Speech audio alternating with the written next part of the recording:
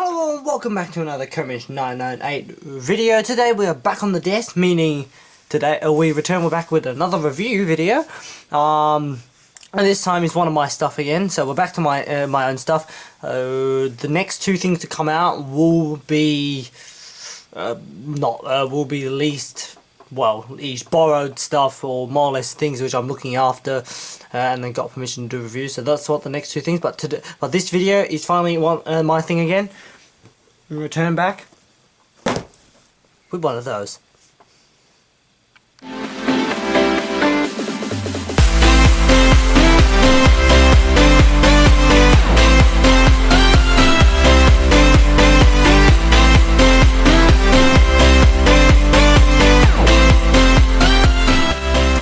So as we can see, it's a Auscision Models A-Class. This is the part of the rerun. I've just went along and picked myself up one. It's a very nice box, I must admit. Very different to one of the older models, which well, the original ones, which were completely a blue box, and then the slightly modified version. But yeah, these are very nice boxes. I love the look of them. It's $2.95, which is a stock price from Auscision. I got it from Trainword because that's where I get most of my stuff nowadays. We take a look on the side, which I'm hoping that you can actually see, because yeah, the lighting's rubbish. It's A79 in V-Line Tangerine, because that's pretty much the only livery which I get, because I'm based for 1990. So as you know, with most of these reviews now, I now cut them out into different sections. So first things first. Let's get in. Actually, hang on. First things first, let's get into the box. Pretty much a shot of what the train looks like around the box. It's an HO scale model, so lift off the lid like most of Auscision's models, and we come to the instruction manual, which is a standard instruction manual. It's exactly pretty much like the B's, pretty much everything else. Any models all have, every Auscision models have this. It's just standard instructions, and I'm assuming, yes, it has things about DCC. The new 21 pin DCC dummy plug, which has been added into the A classes as of this year, part of the rerun, and just a breakdown sheet of all the parts in the model, which is actually going to be quite helpful for me for another model, because if you haven't noticed, on the back of the screen in the top left hand corner there is a B class sitting upside down. I'm having a few problems with it, so yeah, that'll be great. So take off the foam into the box, and then we can see the model inside the plastic film. Well, it's plastic tray to be exact. Pull it out of the plastic tray, bit tight as usual, bit tight again. Put the box. I'll just put the box inside the box, and if I'm correct, it should just slide out. It should just slide out, but it is tight as ever. Definitely not a box I'll be putting it back in. Definitely not a box I'll be putting back in. And that looks like the steps have already came off. That is interesting. Looks like that's something I have to deal with as soon as I get it out, because I've got some. That means I've got officially got some maintenance to do as soon as the model comes out. So that's going to be interesting. So pull the packaging apart.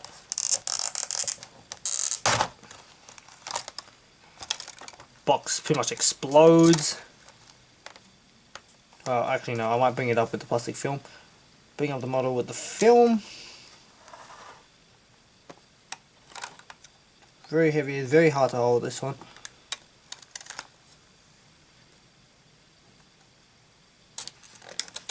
And seemingly, oh my god, the box has been completely destroyed because of how tight it's been.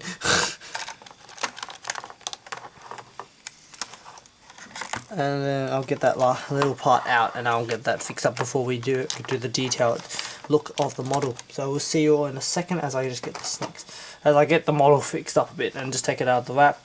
There we go. Very heavy model. Well, with the A-Class now sitting on the spinning table again, we can go into its features. So we're going to try something a bit different this time. So we're going to do one spin of the engine first. Sorry about the side jumpiness, that's just me being useless. And I'm just going to stop the train about there. So this is just reading off from the instructions. The model has a 5-pole screw arm motor, all-wheel pickups, metal handrails, which look very, very nice, as they haven't been painted, unlike the Bs and so forth like that.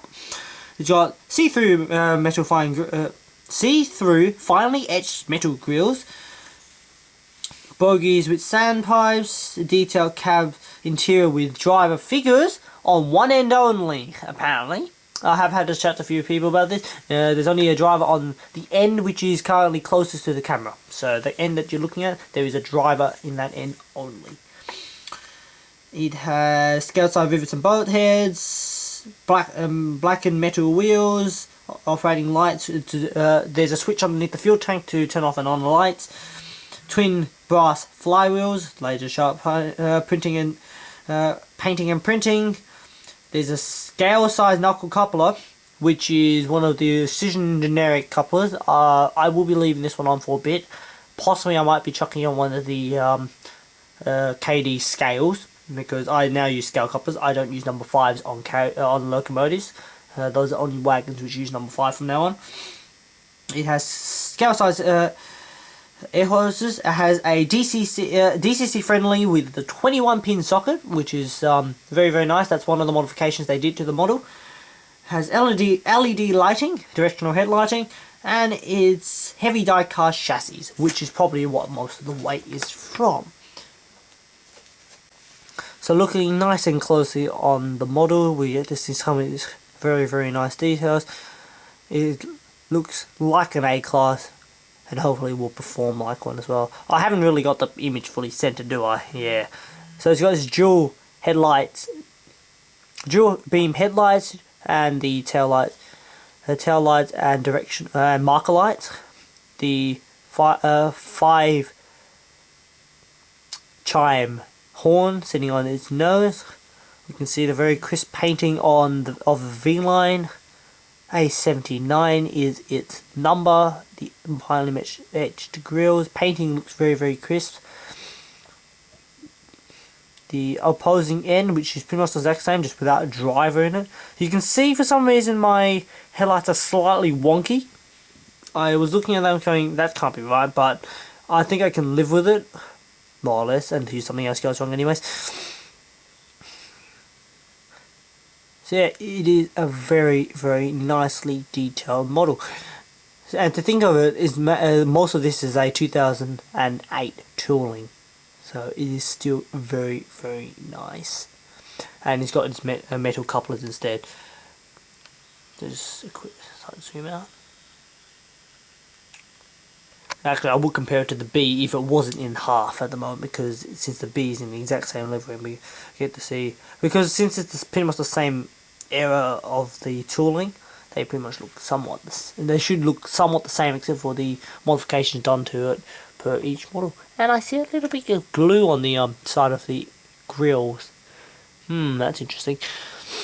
Yeah, right, so we all know what's up next. Next stop for this video anyways is off the layout, and let's see her getting her first few test runs, and then let's get on a train of some sort. Right, so we're finally back at the layout again. We haven't been here for a bit as usual, because my last review was quite a bit of time ago.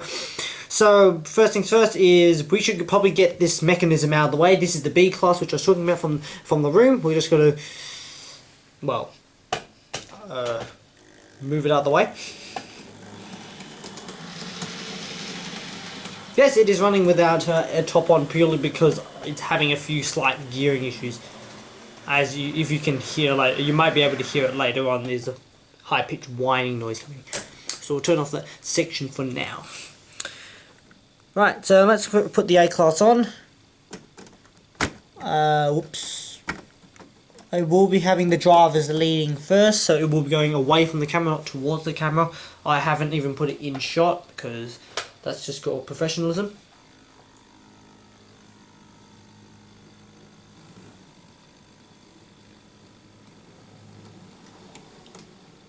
Jeez, it's really crawling to get moving. But we can see that the tail lights are working and the marker lights are as well. That's the wrong controller. That was the X class just underneath the camera. Yeah, it seems like it needs quite a bit of oomph to get moving. That's interesting. So, seemingly we should get her running the loop so that it can actually move properly. To probably get a bit smoother after it runs. So, let's pull down the camera. Let's get the mechanism off the layout, and then let's get her running a loop.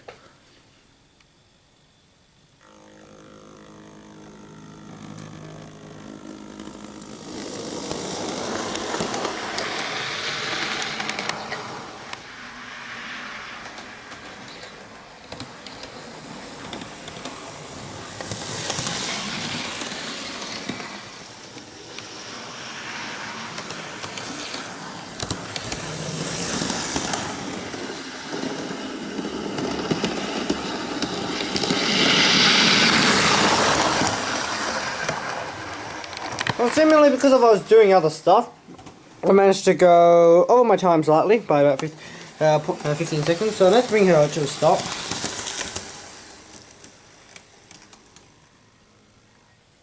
Oh, this feels like she's running a lot more smoother than she was. I'm just gonna... Right, let's get it started again, going in the opposing direction.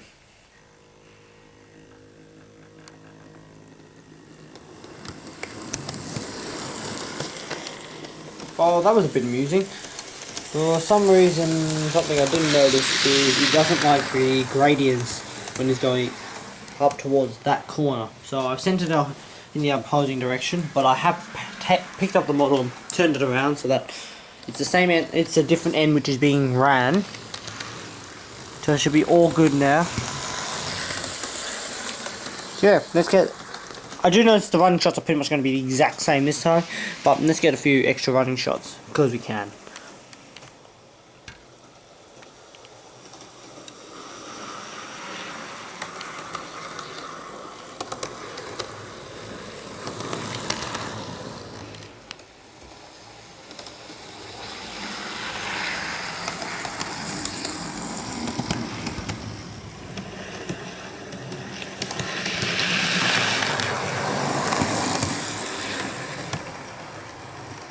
Right, so I was unable to record the buzzer, but seemingly we have hit our 30 minutes of running in both directions, so an hour of continuous running.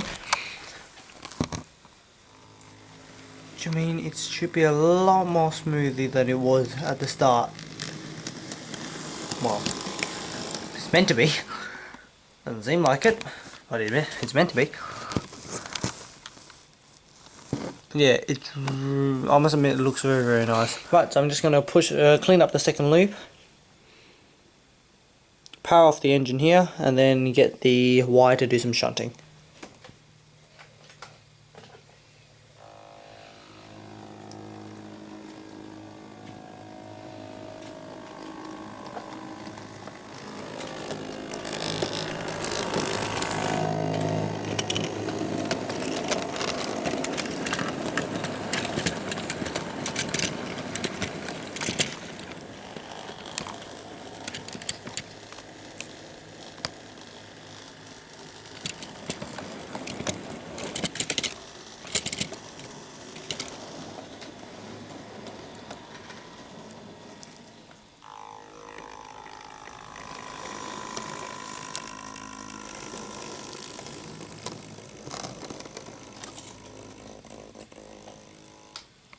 Right, with this train all connected, let's rock and roll A class.